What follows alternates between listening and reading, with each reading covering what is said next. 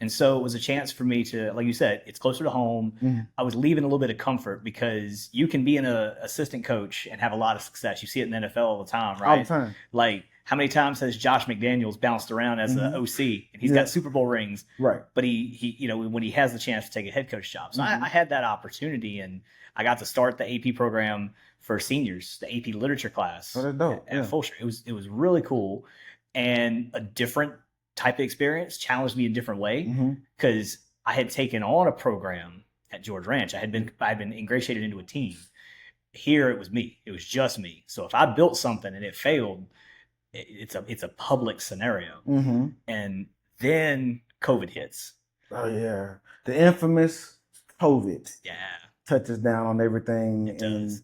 You either live, adjust, and get through it, or you live, crash, and you fail through it. One of the two. So man, and education, we all went kicking and screaming. Right. I will say there's very few places that actually handled it.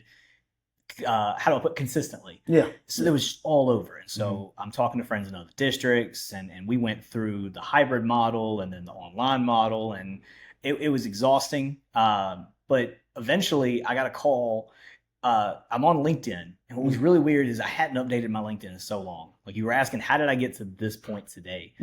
I got a call on my email on my LinkedIn. Normally I'd delete LinkedIn messages. Oh yeah, a lot of spam. Yep. You know, oh, so and so viewed your profile. Okay, cool. Like but this email was from an HR at a private school here in Houston, and it read like a personal email instead of like the LinkedIn spam. And so I read through it and was like, okay, well, this is an opportunity for me to kind of jump into the parochial school area, because I was in a spot where like things were fine at my Fulshire High site, but it was a chance to do something different. And I kind of felt at that time, there's two things pulling at me, right? There's two things here.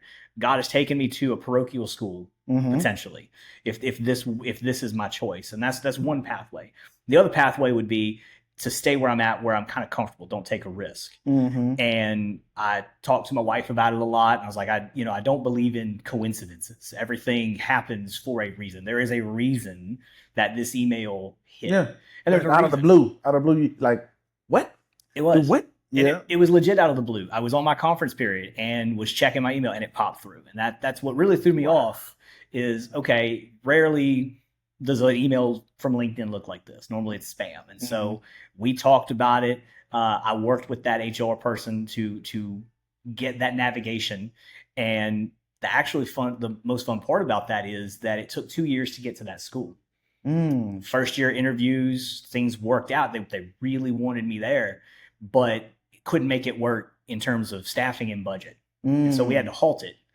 And now I was in a really weird spot because I basically had committed, hey, I'm leaving to my old site and I'm going to potentially this new place, but the new place was like, put it on hold. And I remember the principal telling me, the principal at this new site, this private school, was like, look, it's not a no, it's just a not right now.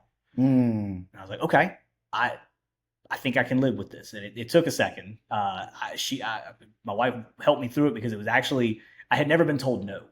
Yeah. I had never missed an interview. I had always done really well. I had not had a whole lot of professional, we'll call it a failure, but it took me a chance. It took me another year to get over there.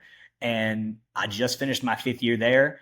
And we'll talk about Spain again in a second, but my 5 years there really, I think, is the place where like I became, as you said earlier, you gave me a great compliment talking about like an elite master type teacher. I think that's the place where I really got to try to become that person. Right. I really got to try to be somebody who knows their craft at its best.